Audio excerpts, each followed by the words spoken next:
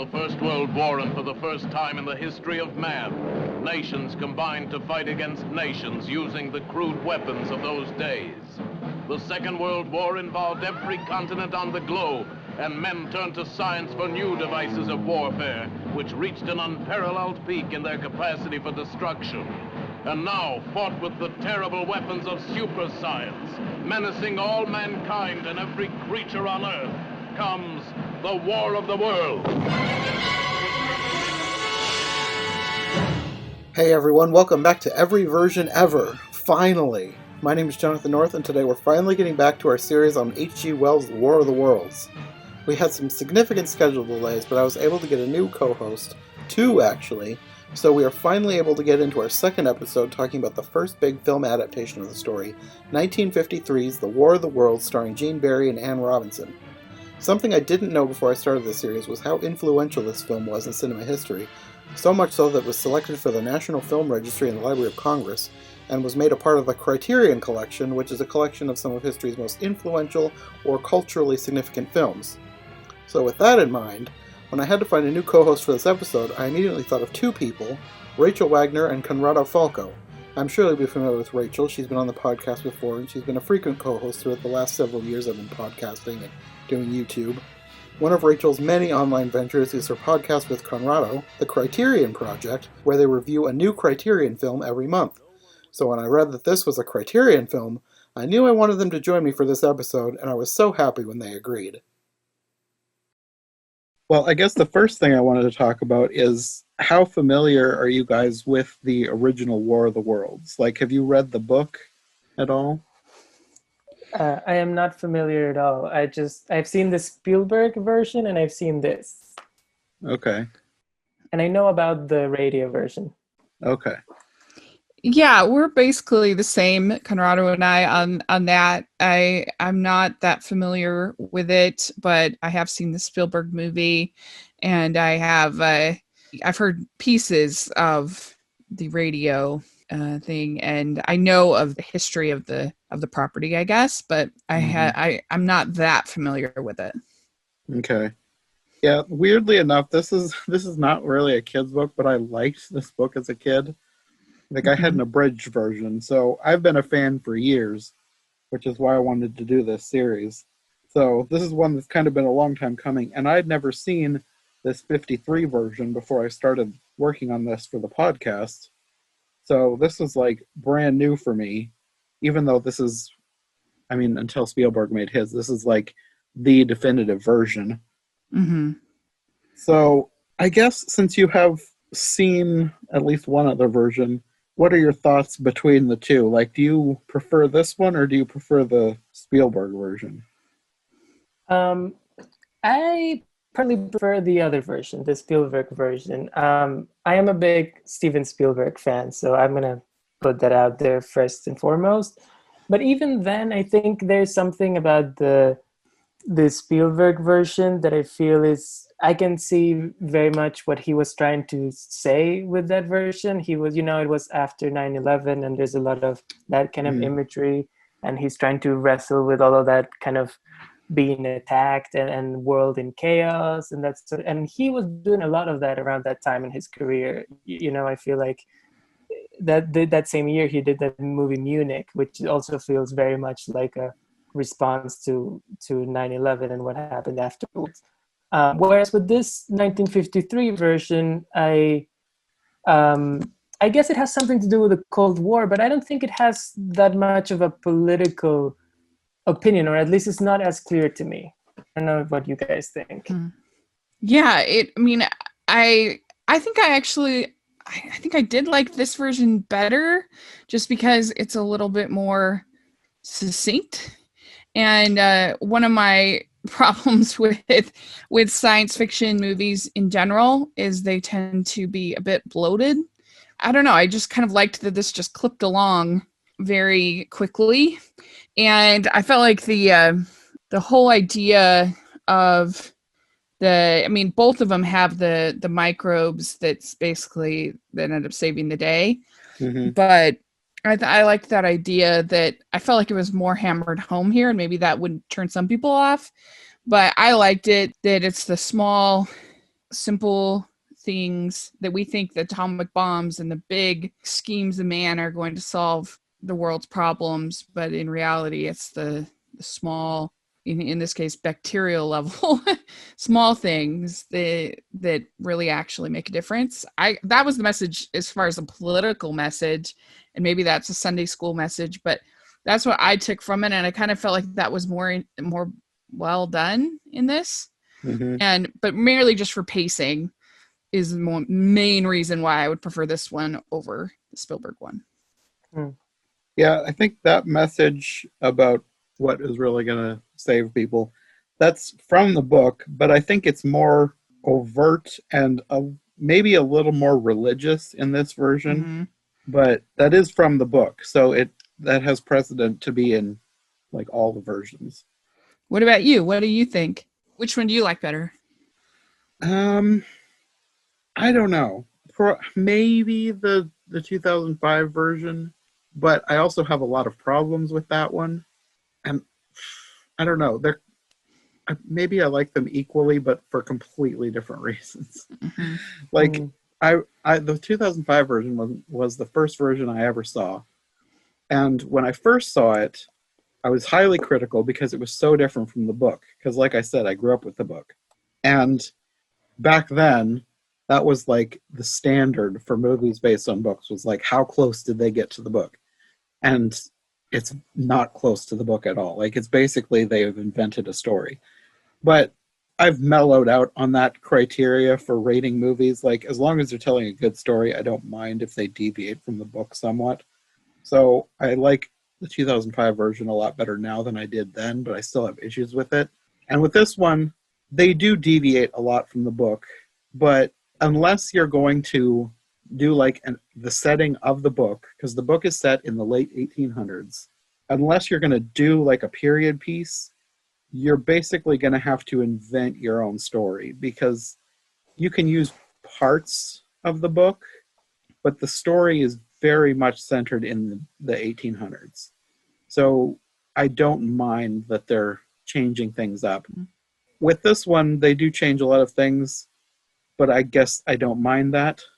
I think I probably favor the 2005 version a little bit because I've seen it more, and I have, not that 2005 was that long ago, but I might have like a tiny bit of nostalgia for it because, I don't know, it was the first one I ever saw. I was really excited for it, even though I was critical back then. But as far as movies go, this one, at least for a science fiction period of that time, I think they did a great job with this. Yeah, it's interesting what you're saying, because there seems to be something of this material that I don't think I've ever seen a version of War of the Worlds that has not been set in the present of when that version was made, what you're saying about the book. So I think that's interesting, that there's something about the story that makes it to read something specific about the time in which that version is being. I think it's a bit of a, I don't know if it's like a Rorschach test or something like that, that everybody brings their own time to it. Yeah, I think that's probably what most people do when they take this story. And I think this is one of the few stories that I think it just works to update it for a modern time, because there's always something that you can fit, like Cold War or 9/11, that you can fit some current event into, not exactly a metaphor maybe, but like fit it into the narrative of the story and make it more topical. And as far as I know, there has not been a mainstream adaptation of this that has been like a direct book adaptation. There was a really cheap direct-to-DVD version, I think the year after the Spielberg version came out, that I am fairly certain I bought because I was so excited to see another version, and I don't know that I ever finished it because I was so bored. So I need to dig that out and watch that again sometime and force myself to watch the whole thing. And then last year, there were two miniseries completely independent of each other I believe one was in France and one was by the BBC. One was modern day and one was set in the 1800s. And I haven't seen either of those yet, but I'm planning to do those in the future. So I'm hoping that the BBC one will turn out to be good, because I think that was the one that was set in the 1800s. So if anybody can do a period piece with this, it would be the BBC. So I have high hopes for that one whenever I get to it. Yeah, there were parts about this 1953 one that I feel like, I bet the Doctor Who people were influenced by this movie. That's very possible. Yeah, it's dealing with the Daleks, I feel like is very similar. Yeah. Yeah. From what I've read, this movie was like super influential for a lot of other science fiction movies at the time. They took like different ideas or imagery and made their own stories out of it. Yeah. I read that the sound effects were actually I was reading some people who were saying that's the most influential thing, is the kind of the soundscape of the spaceships and the way the laser beams sound kind of redefined that sort of thing, and everything that came after is just kind of going off of these sounds that were created for this movie. I don't know how true that is, but I kind of believe it seeing it now. That would make sense, because I mean, I can't really think of a big sci-fi space alien movie before this that would have set any of those, I don't know, staples of the genre up that to be followed. I think this probably was, if not the first, it was one of the first. So that would make sense if that was something that was influential to future movies. One thing interesting about this movie that's way different than a modern movie is the cast is actually pretty small. Anybody who has actually a vocal line, and there's like under 15 people. Yeah, that's true. You would never see that now. That includes side characters. That includes 2 narrators. For this kind of movie, you would never see that now. Yeah, that's probably true. Well, I guess we could get into the movie itself. It opens with war footage, which I thought was kind of strange, because they talk about World War I, then World War II, and then the War of the Worlds. I don't know how much that really had to do with the story. I just found it kind of interesting that that's how they wanted to open up the story, because the book and other versions, they more open up setting up the characters rather than the war itself. It just seemed kind of odd that they started talking about the wars, and maybe that was a product of the time. You think that this wasn't that far removed from those wars, first of all. Second of all, they take a situation where we were fighting against each other, and then all of a sudden, once this threat comes in, all of a sudden we're forced to work together. That it kind of puts everything in perspective. In that way, that all of a sudden we are humans, not Americans and Germans and all of that stuff like that, fighting something bigger than we can control. That makes sense. I guess the thing that stood out most to me from that was the fact that they don't really set up the characters at the beginning. You kind of find out who the main characters are later, because I wasn't sure, like having no idea what was going to happen in this movie, I didn't really know who the main characters were going to be. Because you have the narration, and then you have like some just other people in the movie, and you have the meteorite falling, and I don't think you meet the main character, the scientist, until I think there's a fireman or a ranger who is sent out to find the scientist and deliver this message that they need somebody to go investigate. So then that's when you meet the main character, or the male lead, played by Gene Barry, Dr. Clayton Forrester. And you don't really get too much backstory with them either. Yeah, it's true. I mean, there's characters that you meet early on that you think are going to be big characters, and then are taken out pretty quick, like the pastor. Yeah, that's a good point. Yeah, you have this one guy, the one who's delivering the message, and I don't know what was up with him. He was he was kind of weird. The way he was like sitting super close to people and just like helping himself to everything, even their like cigarettes. That was just, I don't really know what the point of that was. He was just weird. It was like the kind of person who would make me super uncomfortable to be around. Yeah. Well, they have all different kinds of humans, as I think they're trying to show. And then that kind of puts our heroes in the best light possible. Mm-hmm.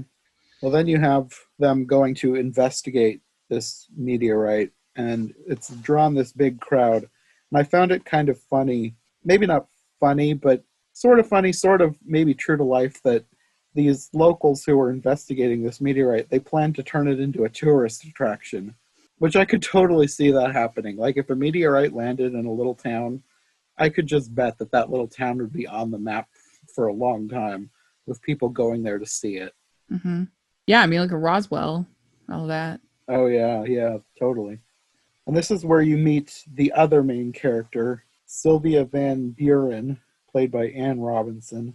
And she talks to Dr. Forrester all about Dr. Forrester. Like, she knows all about who he is, but she doesn't recognize him, which at first I thought was weird, but then I was like, I guess maybe this is probably before people like him would even be on TV, so she's probably never even seen a picture of him. She's probably just read his work.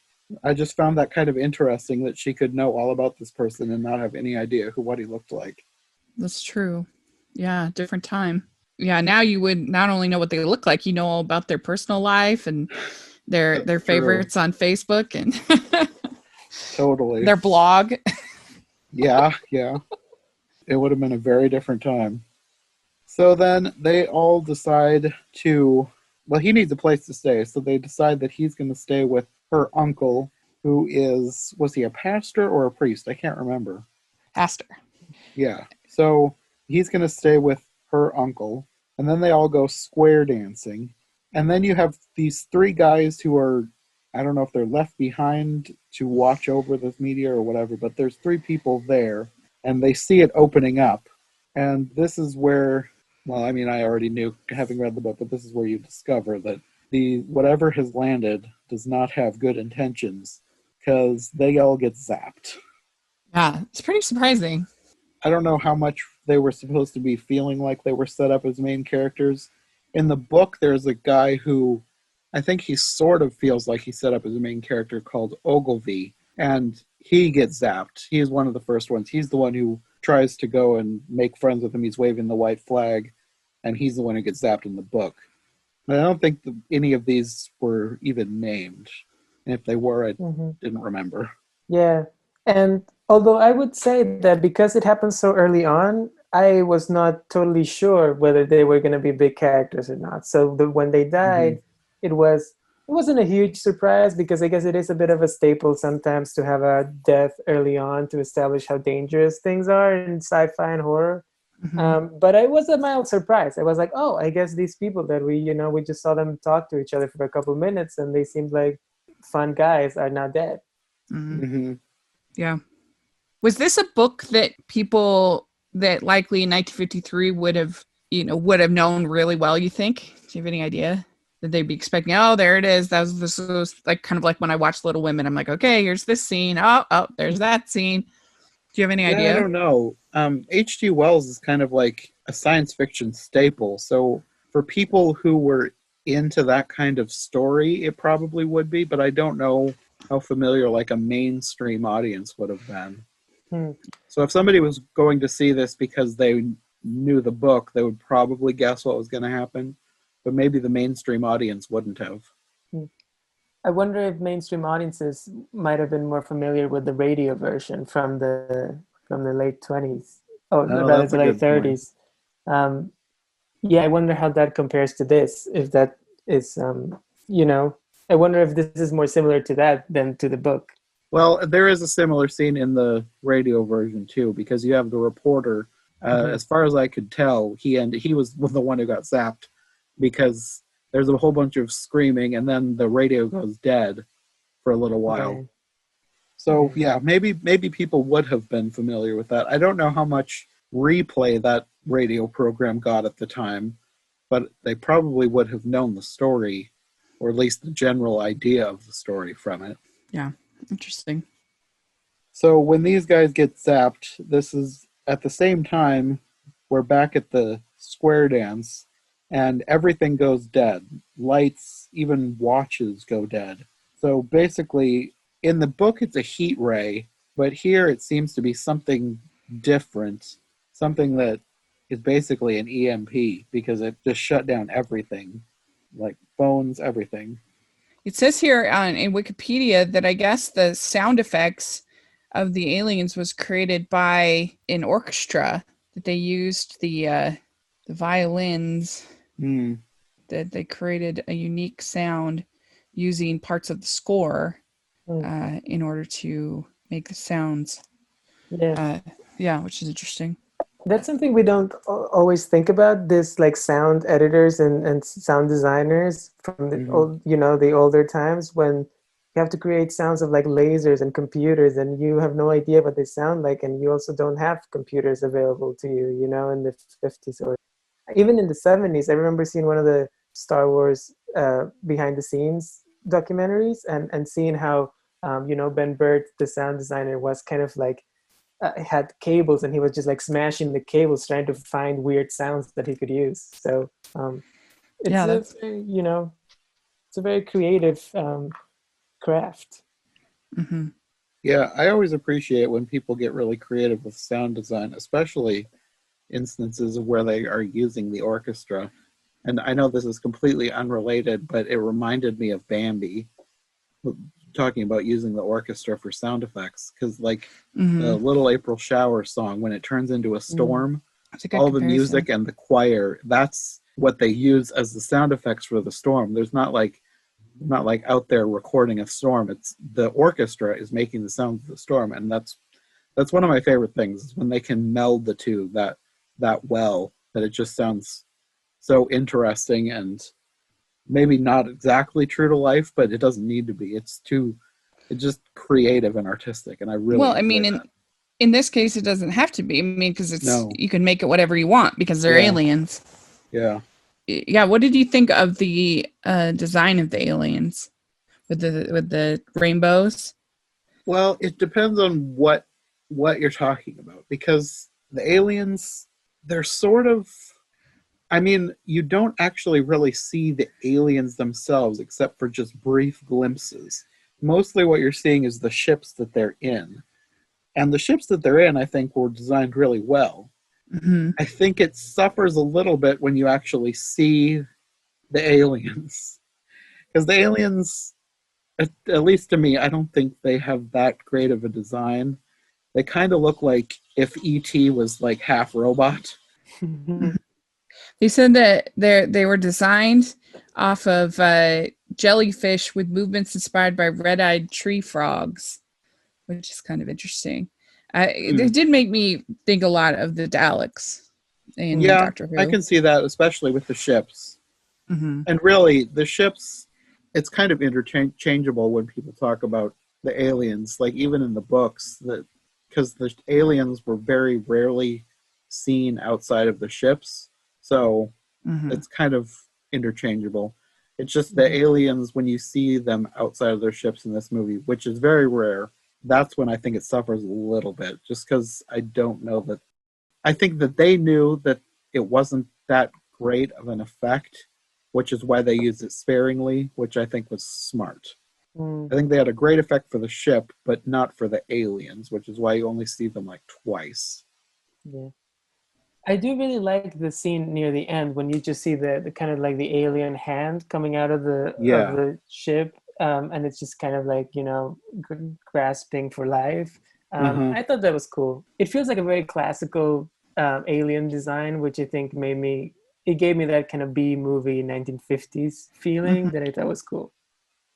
I think the way they shot that too at the end made a lot of sense, especially because the whole body of the alien wasn't the best, but using just the arm in that way, I think that made a lot of sense, and I think that they knew that would be the most effective use of their prop.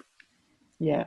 I mean, it creates tension because they are so impenetrable, and there's nothing that you can do about it, and we like to think that we have some kind of control over the world and what's going on.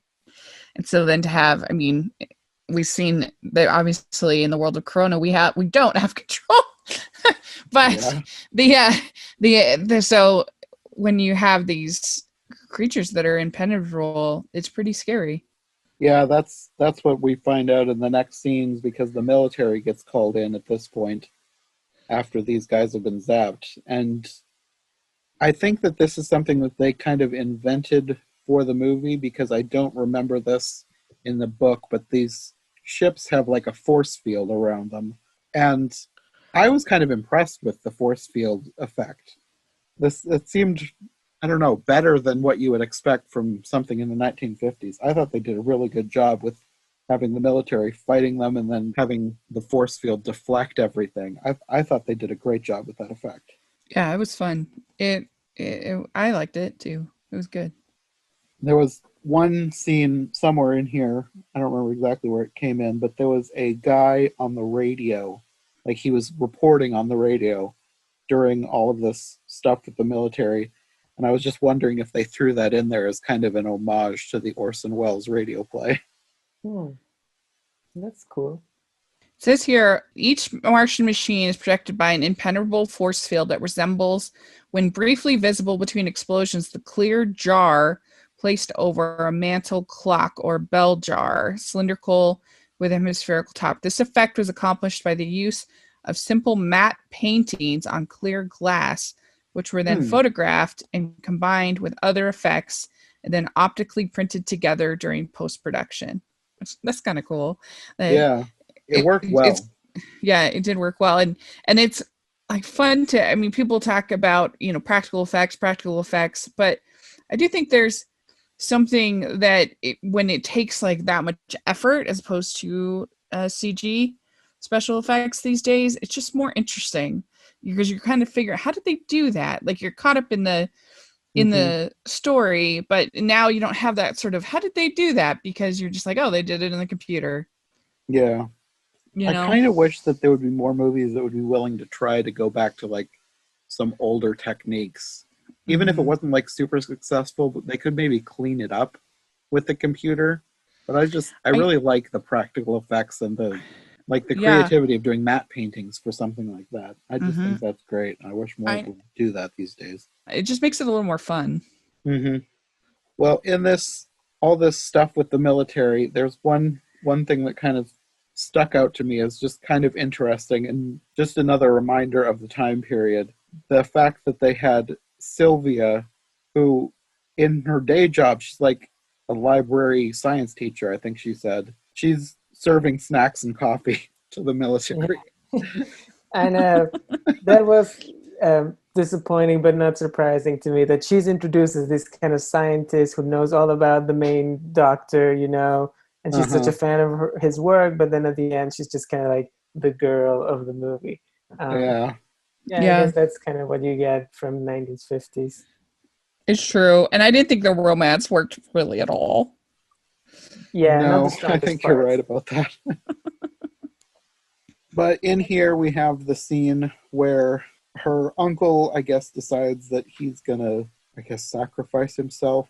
I can't remember exactly why he decided he was going to be the one to go out there. I think it's because he's a pastor and he... Yeah. I think partly, because he had a line that I wrote down. He says, if they're more advanced than us, then they should be nearer the creator. So maybe he just thought he could reason with them.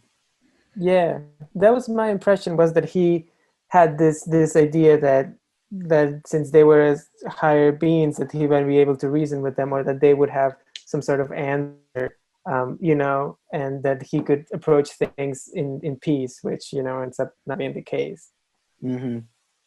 Yeah, it doesn't work.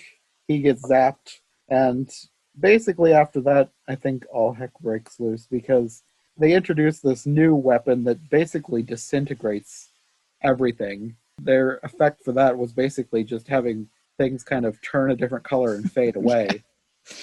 Yeah, it kind of reminded me a little bit of the old Batman. So like just kind of like, they're gone. I don't know, just kind of those sort of cheesy, like pow, bang, kind of. Yeah. Without actually doing that on the screen. Yeah. But Yeah, what do you think that the movie in general has to say about religion? I mean, I guess evidently the novel is not very religious, evidently what I'm reading here. Well, I'm kind of two minds because I've read things like people's ideas of what they are, but the novel explicitly says that the aliens were basically taken out. I'm going to maybe not quite butcher the quote, but it's something similar to defeated by the smallest life that God in his wisdom put on this earth. Something like that. But there was also a character in the book who was called the curate, who was basically like a pastor, like a priest, who kind of went insane. So people are using that to say that H.G. Wells was anti-religious, but I think it needs to be a more nuanced view than that, because he clearly attributed the defeat of the aliens to the wisdom of God, but he also showed that people who presume to speak for God are very fallible. So I think he maybe was doing more of a commentary on the church rather than on religion. Mm-hmm. So I don't know. I think it's not just black and white, like the book is anti-religious. I think that they upped the religious stuff in this movie, but I feel like there was some precedent for that in the book. They just made it really overt in the movie. Yeah. The movie is definitely, well, I haven't read the book, like I said, but the movie definitely to me seems to have, even if the pastor dies pretty early on, the movie does seem to have a very venerable view of religion and of faith, I would say. Mm-hmm. Well, the pastor didn't die because he was a bad character. I think it was more to show that he was a good character and the aliens were super evil because they didn't care and Yeah, they killed totally. a good character. Yeah, absolutely. It's a very noble death for sure. Yeah. Yeah, definitely. And at this point, you have Sylvia and Dr. Forrester fleeing. They get in an airplane, which they end up crashing, maybe in the desert or some kind of wilderness, like it's kind of barren. And you're kind of left not knowing exactly what happened to them. And it shows next day in the city. I don't know if this is supposed to be funny, but I found it funny. There was an old woman selling newspapers talking about the Martian invasion, and she's just knitting away while she's talking about the invaders. I just thought that was kind of hilarious, and I don't know if they meant it to be, but I liked that scene. Yeah, there were some moments that tried to kind of be a little bit lighter, but it's pretty hard when you've got a whole city, like massive destruction. Mm-hmm. Kind of like Man of Steel in that way. Yeah. The lighthearted moments are hard to pull off when Yeah. a city's getting destroyed. If there's like going to IHOP and whatever, Superman at IHOP, it just feels a little out of place. Mm-hmm. In here, you have some scenes with the army, and then you go back to Dr. Forrester and Sylvia, and they find a house.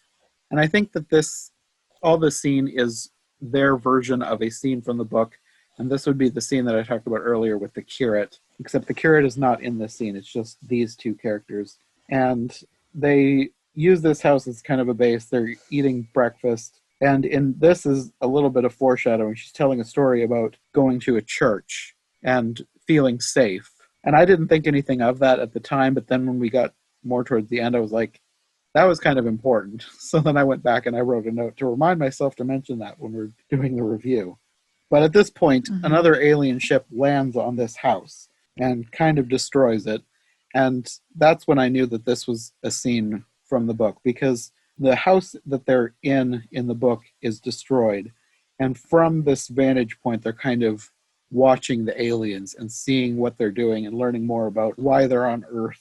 So this is where you get like the most famous scene from this movie. This is the one where I knew this was coming because I don't really know why I knew this, but I've seen like clips. Once this alien ship has landed, it sends in a probe. And this scene was not parodied, but it was, I guess, homaged in the 2005 version with the probe in that one, where it comes in and it's looking around. And he ends up chopping off the end of this probe, and they save it to study it later. And somewhere in here, this is where you see the glimpse of the real alien. It's very brief, and when I saw it, I was like, yeah, I can see why they don't really want to linger on that, because it wasn't the greatest effect. Yeah, no, that's true. I mean, there's definitely some hokiness, but in a way, I feel like that's kind of its charm. And again, they don't really linger on it. Mm-hmm. Like it's a very short movie, so that helps too. If be at least me be more forgiving. Yeah, no, I'm Stuff not. like that. I'm not saying it is necessarily a bad thing, because you definitely need to take into consideration when the movie was made. Mhm. So this is early enough in film history that if something looks cheesy, it's a lot more easy to forgive. Well, it's ends up just feeling kind of charming. I feel like. Yeah, it would feel. It feels a lot more charming than if the same thing were to happen in a movie made today. Yeah. And there'll be another podcast later that I did with Nikki of Trivial Theater. The alien effect from the movie we watched, the practical alien, it was made in 2005 as well, and this one is way better than the one that was made in 2005. So really, this is not really a knock on this one, because for as cheesy as it might have been, it's still better than something worse made in modern times. But we've even talked about that with Doctor Who, that sort of more hokey special effects that they Yeah, have are kind of part of its charm in a way. yeah. And I think even for people who like that kind of thing, even the one that I'm talking about that was made in 2005, the low budget bad version, there are people who are going to like that. So I guess Mm-hmm. different strokes for different folks, I guess. It all depends on how you look at it. Yeah. So this is another part where you get like the big, I don't know, jump scare of the movie when Alien grabs her shoulder. I think that that's another thing that has been parodied and homaged in other films, because it's one that I knew was coming. I feel like they got. I'm looking over my notes. I feel like there's something that I'm missing, because they had an alien eye at some point, didn't they? Yeah, they have the thing that comes by on them in the destroyed house, if that's what you're talking about, with it's kind of like a periscope kind of thing. Yeah, they Yeah, get the they had the blood off of probe, but I there. feel like they had something else too. I can't remember what it was. Maybe that was all. Yeah, they get Anyway, the telescope, and then they're able to get the blood off there so that then they can start okay, maybe to. that's what I'm thinking of. Anyway, they end up escaping from this place just as the aliens destroy everything. So they eventually make their way to the military, where they're studying these samples, this probe and the blood, I guess, from the probe. And this gives them this idea.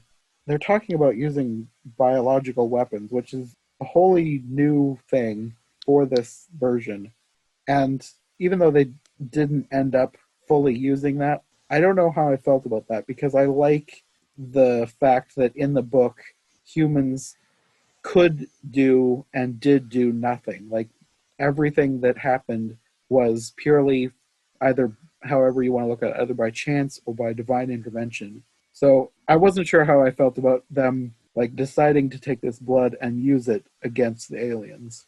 Well, what did you guys think about the whole atomic bomb thing? I mean, we think about it was only just a few years before that you'd had an atomic bomb used when this movie was made. Mm-hmm. And, only 8 years earlier that they had, Hiroshima Mm-hmm. had happened. And so here you have this very long section of the movie with, while they're trying to do the research, there's this whole effort to, to this atomic bomb that's completely useless. I feel like that has to have said something to the people at that time. Yeah. I wondered a lot about that too, Rachel, and I guess that's the biggest thing that I'm wondering about with this movie is kind of what it's trying to say. Mhm. I think the atomic bomb, I can see that sequence totally working as a way to established kind of the stakes and how dangerous this is, right? It's really ramping up the idea that these aliens are indestructible and we can't destroy them with anything that we have. But I was wondering, kind of a little bit like you, what does it mean? What is the movie trying to say about war and nuclear weapons? I feel like there's some other 50s science fiction movies like The Day the Earth Stood Still and things like that that I feel like have a very clear Invasion of the Body Snatchers also. It's a very clear political messaging. I don't know if this movie is quite as overt. So I feel like it's a little bit more weirdly escapist in that sense. I don't know if you guys agree with that. Yeah, I think it's interesting. I think I probably agree because I didn't get any overt political message out of the atomic bomb scene. I think they probably weren't really thinking of it in that way, and maybe they were, but I feel like it was mostly there to show how indestructible the aliens were. Mm-hmm. It feels to me kind of how they use, the 9/11 imagery in something like Batman v Superman, or Man of Steel, or the superhero movies, right? Like it really, it has an impact on the people who are watching it because we remember when that happened and how we felt, etc. But it doesn't really always have something to say about those events, So that's probably true.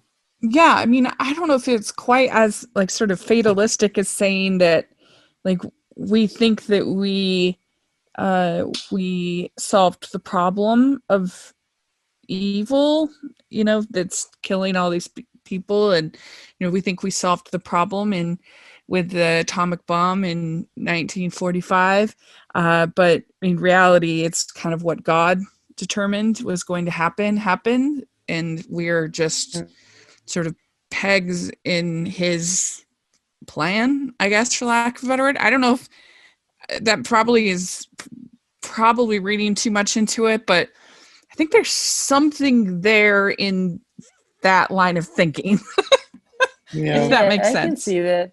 I can see a version or a reading of the movie in which someone says that, what the movie's trying to say is that we kind of see everything as that violence and war is going to be how we solve everything. And actually the thing that solves this problem has nothing to do with that, right? It's microbes. It's kind of, just message also fits in, right? Yeah, I could see it.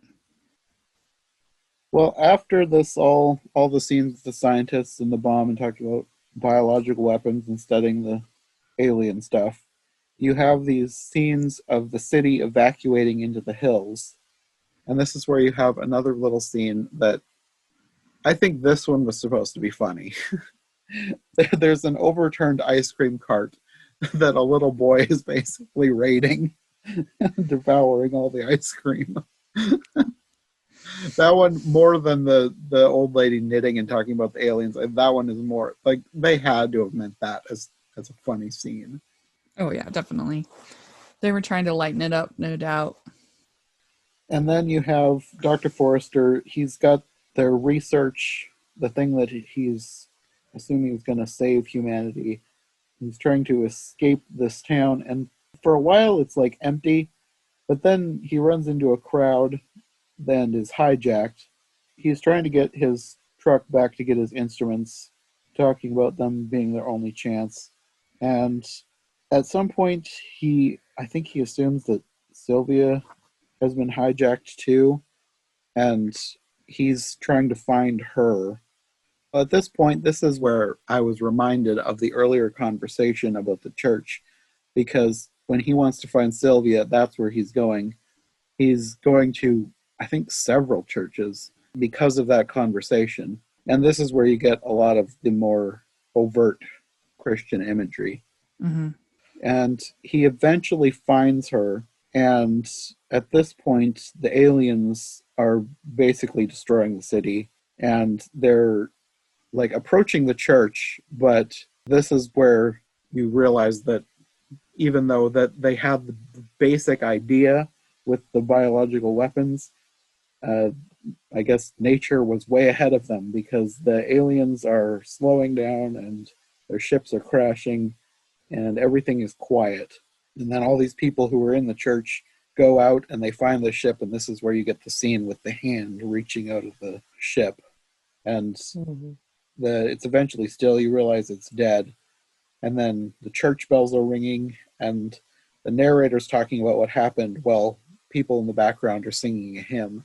So it's like really overt at the end, the message of the movie. Yeah. I mean, it literally spells it out with the narrator.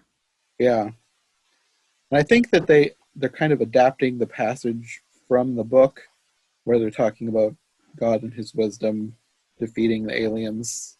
I'm butchering the quote there, but that's the basic idea. But they're just really blowing that idea up and making it like a really, I don't know, beautiful religious scene with the church and the hymn being sung and everything. Yeah, and one thing I think is interesting, considering it's from 1953, is the movie is not all that patriotic.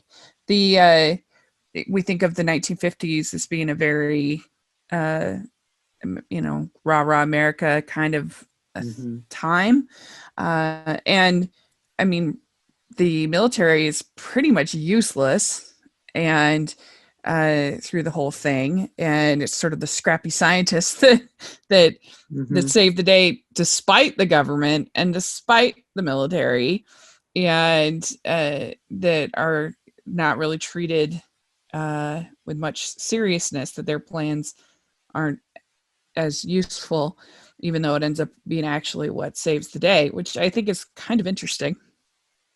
I didn't really even think of it from that angle, but I wonder how much of that was intentional versus it needed to be that way for the plot. I mean, because you're talking about a Cold War. This is the beginning of the Cold War. That it would have been very easy to have made this sort of more of a nationalistic kind of picture. But I don't know, they didn't, which I think is kind of interesting. I don't know that you could do that kind of a movie with this story, make it a nationalistic, America first, patriotic picture, because in the end, the story is about men being helpless. And you can't really make a patriotic story out of this without completely changing or betraying the message of the story.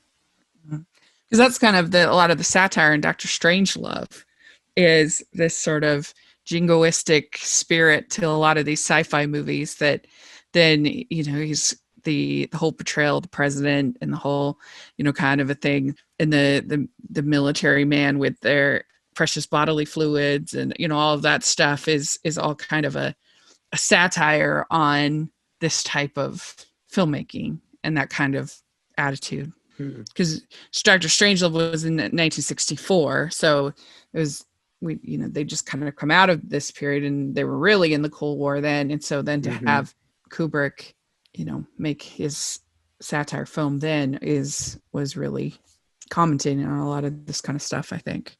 So I thought it was interesting in that regard. Yeah, that is true. Even though in the end they were not as helpless, but almost as helpless as the military. They were on the right track before God intervened, I guess you could say. Yeah. I guess that's kind of the, I don't know this case in the book, but I guess in the versions that I'm most familiar with, kind of the very scary thing about the War of the Worlds for me is this idea that it's just by chance, or it's nothing that we did that saved us from the situation. It was totally out of our hands. We can't control it. It was bigger than us. So I guess in this case, you have like the presence of God, but in the Spielberg version, it's much more like it's by nature. And if maybe, we wouldn't have had the same luck, we would have been doomed, That's kind of the thing. Yeah. I think that's somewhat of the point of the story, because if you look into some of his inspirations, some of H.G. Wells' inspirations for the story, there's one passage, I think it's from the book, or maybe it's something he said, I can't remember. We talked about it in the first episode when we talked about the radio play, where he was I guess, musing on the fate of some of the indigenous peoples of Australia and how Europeans had come in there and basically wiped them out. And he was thinking about that and thinking, like, what if somebody did that to us? Like, there would be nothing we could do. And I think that's ultimately what prompted him to write the story. Well, that's interesting. As animation fans, what do we all think of Paul Frees being the narrator? That was kind of fun. Was that who narrated? I didn't even notice. Yeah. Who's a big voice actor, one of the most prolific. Yeah, Ludwig von Drake. Yeah, that's right. So no, I didn't even notice that. That's great. Yeah. And talking of animation, I did not know that the producer of this movie, George Pal, was a really big animator originally in his career before he became a producer. According to some of the stuff I read, he was considered Europe, and he did a lot of shorts with like kind of a stop motion animation called Puppetoons. Yes, we just had, I've covered Puppetoon on Obscure Animation on my channel, and we just had the producer, Arnold Leibovitz, on, who was a good friend with George Pal, and I just interviewed him on my channel. So yeah, it's really interesting, the Puppetoon. They're going to come out with Puppetoon 2 in, I think, this year, actually, randomly. Yeah, so... I need to track that down. I was aware of it because of your podcast, but I haven't seen it. I need to watch that. Yeah, it's pretty interesting stuff. So yeah, I guess, and I have to admit, I kind of go into sci-fi thing like, I don't know if I'm gonna like this, because a lot of them, I'll be frank, I get kind of bored with a lot of sci-fi, and and so I guess I kind of. This was better than I expected it to be. I enjoyed watching it. It was fun, interesting. Like I said, the pacing was nice. So it was fun. Thanks for giving us a chance to watch it. Yeah, thanks for doing it with me. I enjoyed it too. Partly because I just enjoyed the story, and partly because I like watching older movies and seeing how movies were made back then, seeing the different techniques. Yeah, it was fun. I liked it. So I guess that will be all for this episode. Do you guys want to let people know where they can find you? You can tell them a little bit about your podcast, which is the reason that I invited you both on. Sure. So Rachel and I are the hosts of a podcast called the Criterion Project. Oh, lost it, darn it. Oh, do you want to understand, Rachel? So Conrado and I are the hosts of a podcast called the Criterion Project. We both are subscribers to the Criterion channel, and we talk about a movie that is available on the channel every month, or sometimes more than that, depending on the month. And we like to even pitch our remakes of what we would do if we remake. We have a pretentiousness scale, which is helpful for the Criterion channel. So we have a lot of fun, and I think you'll really enjoy it. We do quite a variety of more recent films, older films, all different kinds, and it's been really fun. We have different opinions on a lot of stuff, and we agree on a lot of stuff, and so it makes for a good discussion. Yeah, and I would add to that that we at least think we really try to make it very accessible. People maybe feel a little intimidated by Criterion or like film history or older movies or whatever like that, we really I feel like the show is really about finding how fun or how interesting and how approachable watching all these movies can be. That's kind of where we have the pretentious scale. Darn. Are you still there? Cutting out. Yeah, I don't know why we're having such bad luck tonight. Well, I'm sorry about that. Just go ahead and you can wrap things up, I guess. Yeah. Well, I guess if you want to let people know where they can find you, and Rachel, you can, if you want to let people know where they can find Conrado in case we can't get him coming in. Yeah. So yeah, you can find us at the Criterion Project and all over wherever you listen to podcasts. And you can find us on Twitter at Criterion Pod. And you can follow me at Rachel's Reviews all over social media and iTunes, YouTube, all over the place. So please check that out. And then also you can follow Conrado at Coco Hits New York on Twitter. And he also has his blog. So make sure to check that out. And I will try to have links to all those things below as well. Okay, well, thanks for joining me for this. It was a lot of fun. Yeah. Thanks for having us on. Appreciate it. Yeah, hopefully we can do this again sometime. This is a lot of fun. All right. Yeah, take care. Bye. Bye, everyone.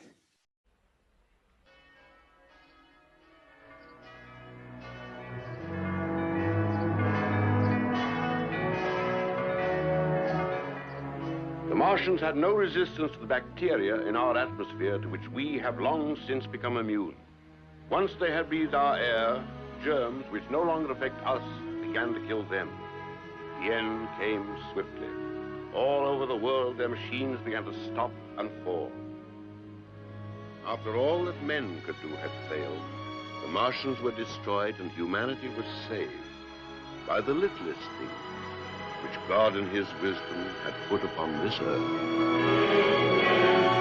Thank you so much to Rachel and Conrado for joining me for this episode of Every Version Ever. If you want more from them, I'll have links to the Criterion Project as well as their other projects and social media in the description below. Next time on the show, my friend Eli Sansa will be joining me to talk about the 2005 Steven Spielberg adaptation. That was the first adaptation of the story that I ever saw, so I'm excited to get into that. So thanks for listening to this episode of Every Version Ever. We'll see you next time.